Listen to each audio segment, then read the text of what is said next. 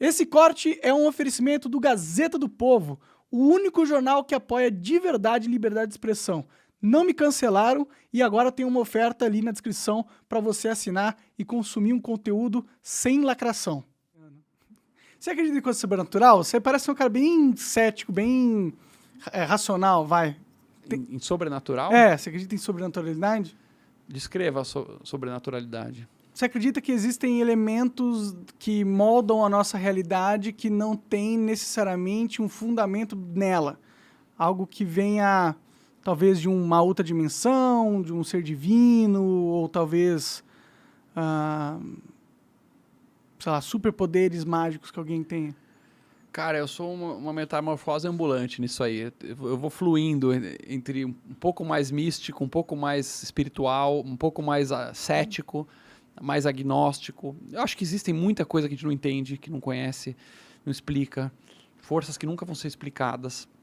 É um grande mistério. Não sou aquele racionalista que, ateu, não tem nada e eu garanto. Mas também não sou um cara que acha que a religião organizada... A religião organizada, eu acho que ela não serve para explicar muita coisa. A religião organizada é mais uma forma que a humanidade inventou para se organizar, para poder ter ordem, para poder ter uma hierarquia. Faz sentido, eu tento concordar com essa visão pra caralho. Inclusive tem uma divisão, os filósofos falam que existe o teísta e o deísta. Né? Tem o ateu, o deísta e o teísta. O deísta é o cara... O ateu é o ateu, ele fala, só tem natureza, só tem átomos e nada, acabou. O deísta é o cara que fala, existem forças da natureza que estão fora do nosso controle, então existe um Deus, existem forças do universo, mas que não estão interessadas em nós, não tem um plano para nós. Essas forças, né, esse espiritualismo, essa mística existe, mas não está preocupado se o monarca fez pecado ou não, se traiu a mulher ou não, se fez qualquer coisa. E o teísta é o cara que acredita num Deus interessado. É um Deus que tem os mandamentos, né? No judaísmo, por exemplo, ele fala que você não pode comer porco. Sim. Então, se você comer porco é ruim, você pode ir para o inferno. Ou no Islã também, você não pode comer porco. Ou no cristianismo, você não pode comer carne lá na Semana Santa. Ou camarão também. Ou camarão. Não sei, então, é um Deus interessado na gente com um plano para nós. Esse é o teísta. Você estaria onde? Eu estaria no segundo, cara. Porque o terceiro, ele parece ser... Tipo, óbvio que os caras colocaram não como carne de porco, porque tinha muita gente que passava mal comendo carne de porco, né? Não que Deus chegou e revelou pro Papa... E o Papa acordou assim, tava na banheira dele e falou, caralho, carne de porco, Deus, eu tive uma visão, ele falou que não pode comer essa parada, deixa eu passar aqui pros meus discípulos. Não, os caras falaram, pô, Papa, tem muita gente morrendo aí comendo carne de porco, tem como você fazer falar que Deus não gostou daquilo, só pra gente tentar diminuir o sofrimento da galera? Eu acho que tem mais a ver com isso, entendeu? Mas eu acho que não necessariamente porque a gente... não necessariamente o Deus interessado é o Deus interessado que a religião descreve. Porque ele pode ser um Deus interessado, a gente pode só não entender qual que é o interesse dele. Às vezes é um interesse... O Velho Testamento, por exemplo, é muito diferente do Novo. Sim. O Velho Testamento mostra um Deus mais ciumento, mas se você não me seguir, você não me adorar, vou fazer um buraco no chão e você vai se afundar e morrer no mármore do inferno e tal. Né? Quando Moisés desce do Monte Sinai com as tábuas da lei, tem aquela passagem. O pessoal estava com um bezerro de ouro. Não sei se você já viu essas histórias. Na Bíblia, é uma coisa da Bíblia. Moisés subiu o Monte Sinai, pegou as tábuas, desceu e tinha o povo lá, achou que ele sumiu, achou que Deus foi embora, fizeram um bezerro de ouro. E aí conta na Bíblia, se você levar a interpretação literal, que o chão se abriu, os caras caíram no chão e morreram tudo. Então, Deus não gostou do bezerro. E tem 1000 interpretações, tá? Essa é uma interpretação literal. Tem pessoas que fazem interpretações muito mais sofisticadas. Mas é um Deus um pouco mais, linha dura. Segue aqui, me obedece, que senão vai acontecer isso. O Deus do Novo Testamento, que é pós-Jesus, é um Deus mais amor, um Deus mais carinho, muda um pouco o perfil. Sim, né? Então, é um Deus atualizado, né? É um upgrade. Pra modernidade da época, né? Que o cristianismo é muito isso, é uma religião que veio na esteira, né? Tinha o judaísmo lá, vem Jesus tem toda a história que acontece no Novo Testamento, e dá uma atualizada, diminui algumas obrigações, os sacrifícios deixam de ser obrigatórios, não se faz mais sacrifício de animais e tal. Então atualiza mais a religião para o mundo moderno. Será que um dia vai ter a Bíblia 3.0? Olha, os muçulmanos acreditam que sim e que são eles, né? O judaísmo é 1.0, o cristianismo fala, ó, o judaísmo tudo é válido, nós somos descendentes dos judeus aqui, né? Jesus era judeu, os apóstolos todos eram judeus, mas a gente atualizou e agora esse é o judaísmo 2.0, que é o cristianismo. Pode crer. E o Islã vem depois, no século VII, com Maomé, com um novo livro, que é o Alcorão. Ó, a gente é meio que o 3.0. Então, ó, tudo que você viu no judaísmo é válido, os caras são tudo profeta, a gente acredita. O Jesus era um profeta, a gente acredita, mas agora veio a versão final, né? Que é o Alcorão. Então, assim, se você é muito religioso, cara, o negócio assim, toma cerveja no bar, conversa de tudo. Quando a gente morrer, pergunta lá pra Deus qual que era o livro mais atualizado. Deve ser louco, não precisa né? brigar por causa disso, cara. A galera briga muito por religião, política, futebol, né? Ia ser louco conversar com Deus de verdade. Eu sou meio... Às vezes eu penso que isso não vai acontecer. Quem sabe, né? Quem sabe, né? Seria muito triste, né? Nascer, porra, ser o dono da Multilaser, e depois acaba tudo e já era, e você não tem mais... Comida de verme. E você não vai ver mais nada, acabou a existência. Seria triste pra mim, Mas ao mesmo tempo parece ser o mais provável, infelizmente. Mas é a vida, né? A vida é isso. Eu acho que o cara que tem fé, eu acho que é um conforto. Então, eu tenho muita... De certa forma, eu admiro quem tem muita fé, quem crê profundamente que vai ter uma vida após a morte. Eu acho super legal. E o cara, que seja feliz. Acho excelente. É melhor viver, né? É um conforto.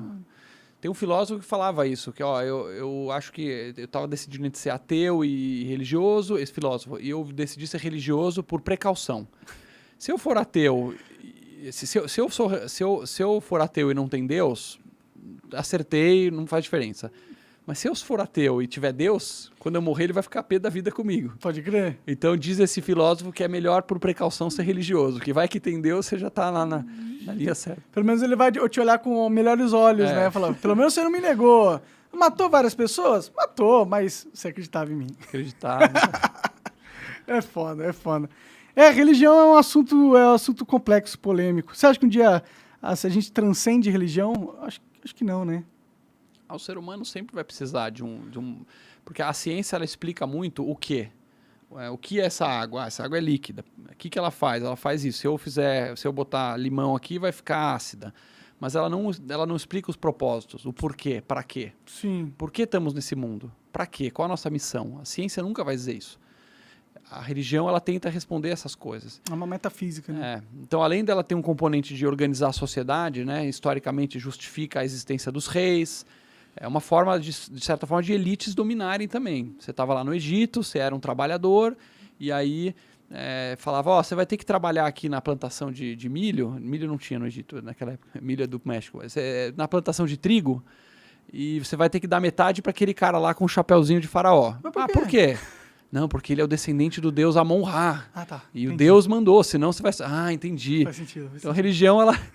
Mas também ela atende uma necessidades humanas. A cidade filosófica de o que é isso que está acontecendo, o que é consciência, onde eu estou, para onde eu vou. Tem uma missão, né? Tem um propósito nesse mundo, serve para alguma coisa o mundo. Por que eu sofro? Por que tem sofrimento no mundo? Se eu for bom, vai ter alguma recompensa? Esse tipo de questão, a ciência não tem como responder. Verdade, é verdade. Vai estar aí para sempre a religião, felizmente ou infelizmente. Acho que felizmente, porque se ela surgiu e manteve-se durante tanto tempo, provavelmente ela tem um papel evolutivo importante para a sociedade. Né? É uma instituição importante, que é o ponto dos conservadores. O conservador, de modo geral, ele como o próprio nome diz, né? O conservador, por excelência, ele é o cara que conserva.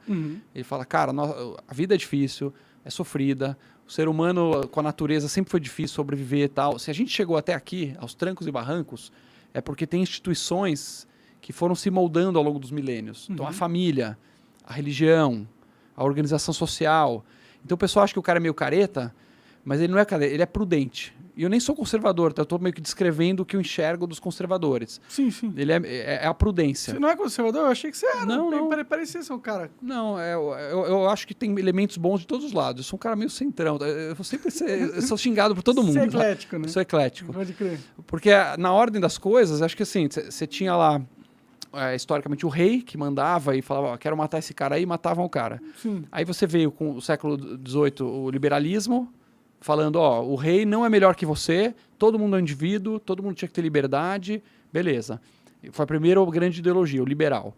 Depois, você soltou as forças produtivas do liberalismo, começou a ter um pouco do progressismo da esquerda, falando, essa liberdade está gerando desigualdade. E as pessoas não vão ser realmente livres se não tiverem um mínimo. Então você começou a ter aquelas fábricas inglesas, né, com o chefão lá com tudo, os trabalhadores lá na miséria, e começou a surgir, estou simplificando pra caralho. Não, claro, mas tá fazendo sentido. 200 anos em 1 minuto. Aí surgiu mais forte a esquerda, dizendo, não é liberdade de verdade se o cara tá lá fudido, sem dinheiro, com a família de 8, dormindo no chão. Isso não liberdade de verdade é ter condição digna. Sim. Então vamos fazer uma revolução. Existe a luta de classes, vamos derrubar os caras que estão em cima e distribuir. Esse é o impulso da esquerda. Veio a Revolução Francesa, os girondinos, os jacobinos, que era a galera da guilhotina, né? Robespierre, revisão aqui de história do curso. Tá legal, tá né? interessante. E aí tem os caras que ficaram observando isso, falando, caralho, deu merda. Esse negócio de revolução, de mata tudo, derruba, vamos tal, virou caos, virou miséria para todo mundo. Sim. Esse cara do calma aí, que falou, calma aí, pra que a gente jogou o bebê fora, jogou a água do banho fora com o bebê dentro? Né? Nós destruímos o rei, destruímos a família, destruímos a igreja, mas tudo, não sobrou nada. Então, esse cara é o berço do conservador, é o terceiro ideologia que veio. Pode crer. É um cara que fala, calma, quer mexer, mexe aos pouquinhos. Se a gente está aqui até hoje, cara, graças a essas instituições, elas devem servir para alguma coisa. Né? Então, esses três conversando é a política moderna. A gente ainda é herdeiro dessas três forças da época da Revolução Francesa. Né? O liberal querendo dar o direito para o indivíduo aflorar. O socialista falando, cara, se aflorar e tiver desigualdade, não é liberdade de verdade. Mas sempre vai ter desigualdade, né? Sempre vai ter. E o conservador, por último, no calma aí, vamos mexendo aos pouquinhos. Né? É diferente do reacionário. O pessoal confunde muito o conservador com o reacionário. Sim. O reaça é o cara que quer voltar para o passado. Aham. O cara fala, bom mesmo era no tempo das minhas avós, vamos voltar no tempo. Esse é o reaça. Pode crer. O conservador quer ir para frente, mas devagarinho, testando. Né? Faz um pouquinho, prudência. Tem né? muito reaça que se acha conservador, né? E o cara não é. Pode É crer. que ele não entende, talvez, essas nuances. É porque o conservador talvez defenda certas coisas que ainda são do passado e aí ele se identifica nisso, mas não necessariamente ele é realmente conservador. Eu entendi o que você falou. Faz sentido pra caralho. Família tradicional, né? Em todas as instâncias onde você vai ver, né? O progressista ele fala, cara, vamos acabar com essa diferença de homem e mulher. É tudo igual, é uma construção social, gênero, né? Gênero não existe, é o que você quiser. E o conservador fala, calma lá, é uma opressão, né? Existe o patriarcado, os homens são muito malvados e as mulheres são submissas e dominadas, né? Isso é o cara extremista, né? Não todo progressista. E o conservador fala, calma lá, cara, a existência é difícil, cara, tá todo mundo se fudendo. Lá na África, no começo, o cara tinha que caçar e às vezes era empalado pelo rinoceronte lá e a mulher estava em casa também cuidando dos filhos. É uma parceria numa vida difícil. Sim. Tem papéis diferentes complementares, isso o conservador traz. E aí o pessoal fala que por causa disso ele defende a família, então ele é um reaça, antiquado.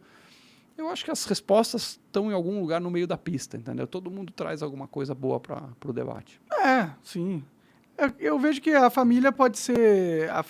Eu acho que também tem que ceder que pode existir famílias que não são tradicionais, né? Eu acho que nesse caso, assim, acho que é o maior conflito. Porque os caras querem falar, não, família é um cara, uma mulher e filhos. Mas uma família pode... O núcleo familiar pode ser a avó com o neto, pode ser as pessoas que são tão amigas que elas constituem algo que parece uma família, não sei. Para mim esse cara é mais reaça, esse que você está descrevendo. É o reaça. Agora, a família, assim, é super comprovado que se a criança cresce com pai e mãe em casa, vou refalar isso, se a criança cresce com uma figura simbólica paterna e uma materna, é muito bom. Não precisa ser uma figura paterna homem. Às vezes tem a avó que põe o pau na mesa. Grossa, assim. Mas a criança, para se desenvolver bem, tem muita gente que defende isso. Ó, tem que ter uma figura paterna e uma figura materna. Cada um vai dar um elemento de um todo. Sim. E eu estava vendo uma estatística o Ben Shapiro soltou do censo americano, que é o seguinte... O fator mais importante para definir se a pessoa vai ser pobre ou não nos Estados Unidos é ter pai em casa.